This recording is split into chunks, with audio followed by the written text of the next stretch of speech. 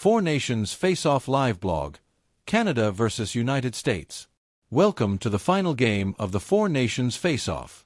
The United States and Canada are playing each other for the second time in 6 days, with the U.S. winning 3-1 on Saturday in Montreal.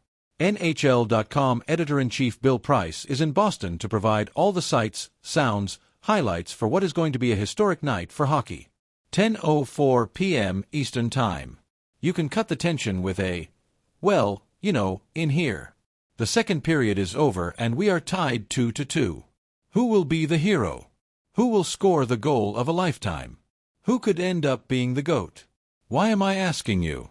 I believe I just heard a Dunkin' Donuts chant and Dan Rosen wasn't leading it.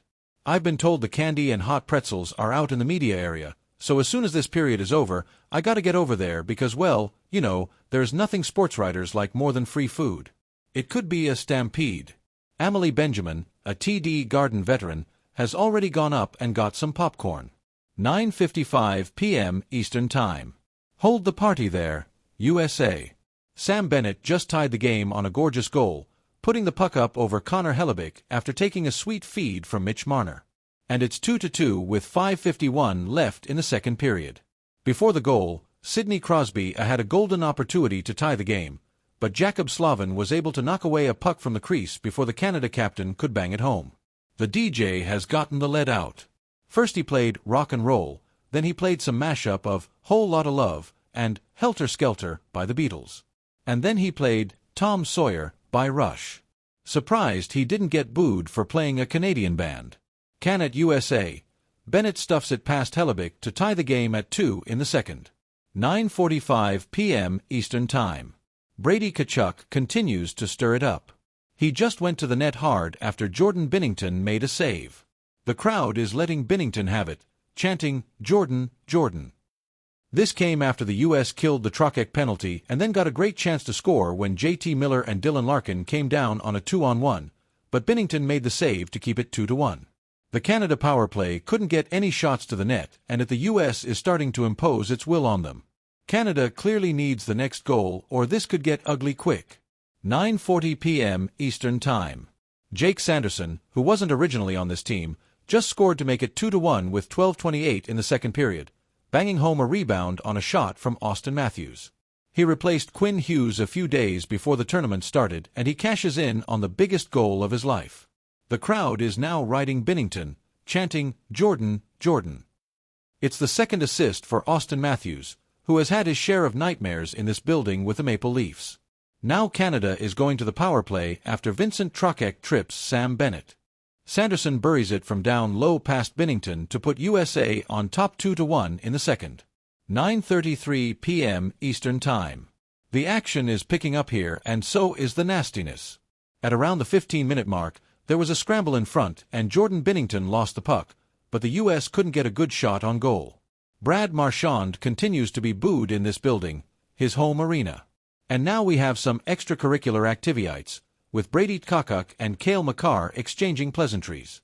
But no one goes to the box. And now Thomas Harley and Jake Guentzel mix it up a bit. The refs are certainly going to let them play tonight, and that's good with so much on the line. Oh, and Ben Franklin just won a contest on the big board. Don't believe me. 9:27 Eastern Time. The second period has started. A lot of the talk in the press box between periods was about how Connor Hellebuyck kept the U.S. in the game with some big pad saves on scrambles.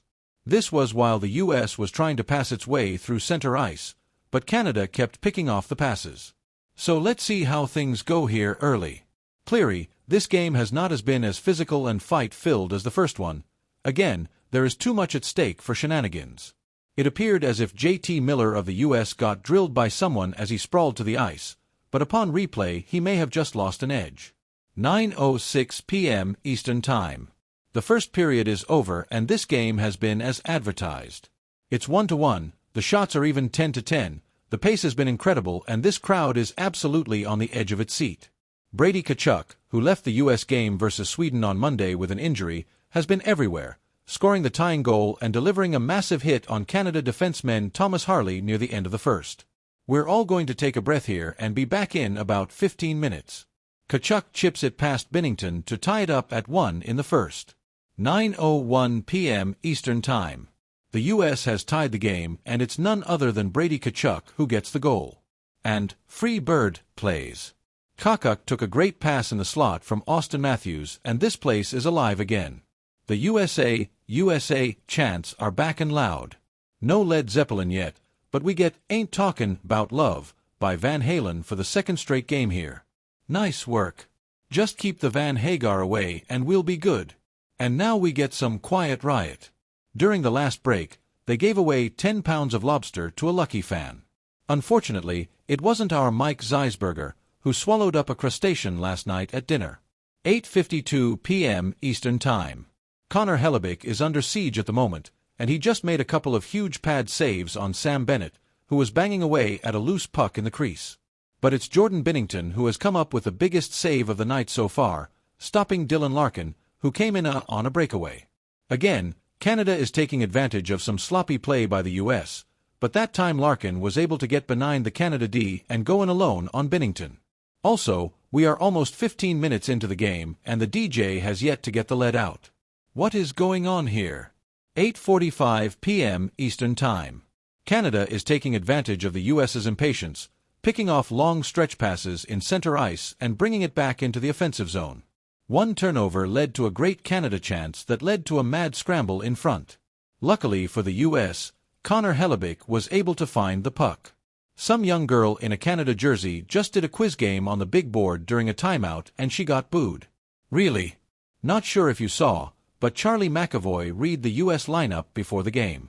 They also just showed Willie O'Ree on the big board here. McAvoy reads USA starters while mic'd up. 8:34 p.m. Eastern Time.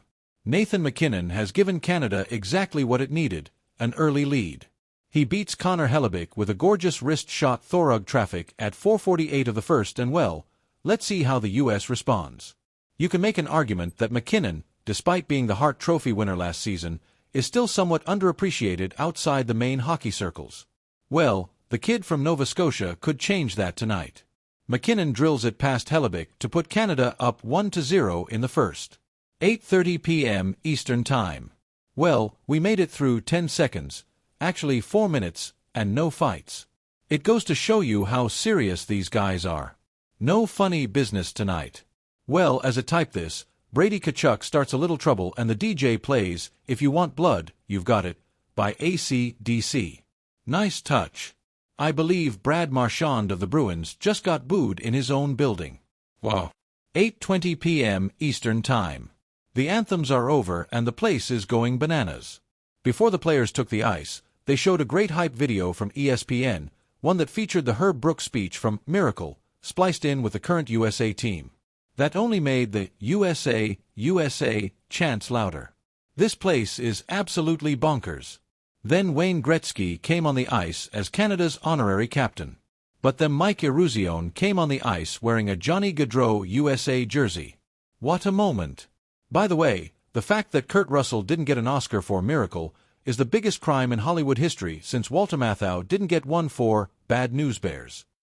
I did a radio spot on a station in lovely Regina, Saskatchewan today, and my take was the key for Canada was to survive the first 5 minutes, either keep the game even or get a lead. For the U.S., it needs to play tough, but not cross the line and take a penalty and put Canada on the power play. Let's see what happens. Here we go. 8:10 p.m. Eastern Time. The players are about to come back onto the ice for the anthems, starting lineups, and finally, puck drop. This place is packed, loud, boisterous, and ready for an epic night. It's official, Chris Kreider, a Boston guy, is in the lineup and 30-goal scorer Kyle Connor is scratched. Mike Sullivan is opening up himself to second-guessing if this doesn't work out, but that's why he's the boss. Here are the starting lineups.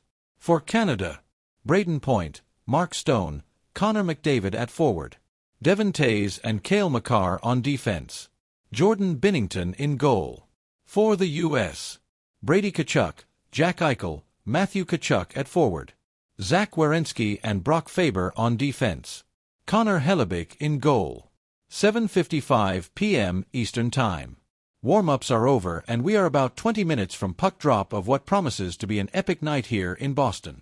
Again, defenseman Josh Morrissey is out for Canada, I would make a Smith's jokes here if this wasn't such a big game, and Thomas Harley is in. In case you missed it last week, Harley was actually born in the US, no Springsteen joke either, but his parents are Canadian, so he plays for Canada. If Kreider is in for the US, well, he's had an up-and-down season for the Rangers, so maybe he gets the chance to be the hero tonight. Speaking of up and down, elevators have been a running theme through this tournament. First, our pal Per from Sweden got stuck in an elevator in New York on Monday. He luckily got out and made it here on time for the games. Today, Hockey Hall of Famer Scott Burnside had to wait almost 15 minutes for an elevator at our hotel. I don't think I've ever seen him so upset. He's a pretty easygoing guy and a tremendous writer, but I have learned now to not keep him waiting. And when we finally got to TD Garden, the elevator that took us to the press room was more of a local than an express. But we all made it. It's been quite 11 days since we all, well, except Dan Rosen, gathered in Montreal on Super Bowl Sunday to cover this tournament. We've been through snowstorms, ice storms, windstorms, endless hours on the tarmac and countless gallons of Starbucks and Dunkin' Donuts. I don't think anyone associated with this tournament expected it to become as big as it has become in under 2 weeks. But here we are for arguably the biggest international hockey game ever, next to the Miracle on Ice game, which took place 45 years ago this Saturday. Before we get started, just want to say again how much I appreciate those who read and gave me material for this blog. Also, the whole NHL.com team, the writers on the road and the editors and producers in the office, hope you enjoyed the coverage. 7:35 p.m. Eastern Time. We have some breaking news here. Defenseman Josh Morrissey of Canada is out with an illness, and Thomas Harley, who was brought in when Cale Makar missed the first U.S. game, is back in. That illness has been making the rounds around this whole tournament, which is why the U.S. had Brett Pesce and Tage Thompson come to Boston today.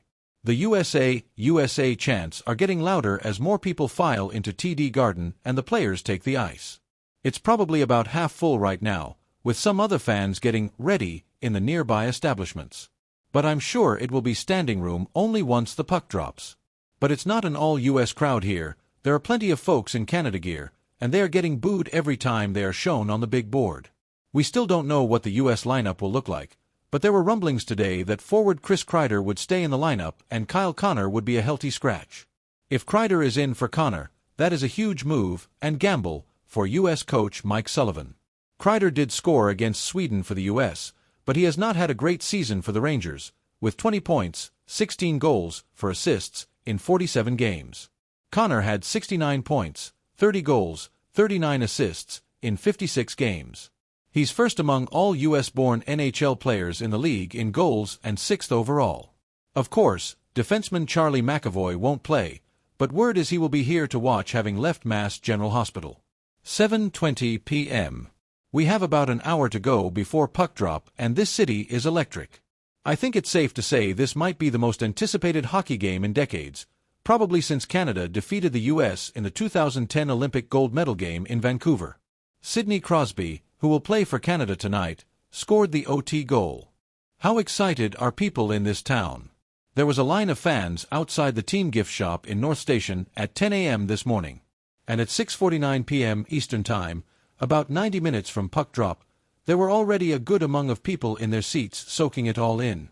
I even heard a few dueling USA, USA, Canada, Canada chants.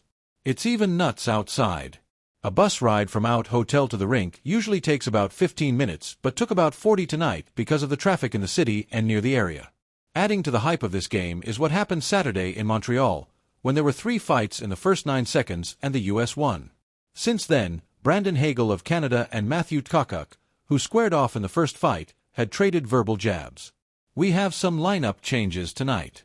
There is a sense that Chris Kreider could stay in the lineup for the U.S. and Kyle Connor would be scratched. For Canada, Seth Jarvis is back in and Travis Konechny is out. We will know more during warm-ups. One lineup change from the first meeting we already know is Canada will have superstar defenseman Cale Makar back in, while the U.S. will be missing Charlie McAvoy, who was a one-man wrecking crew in the first game. That could play a big role. I'll be back during warm-ups.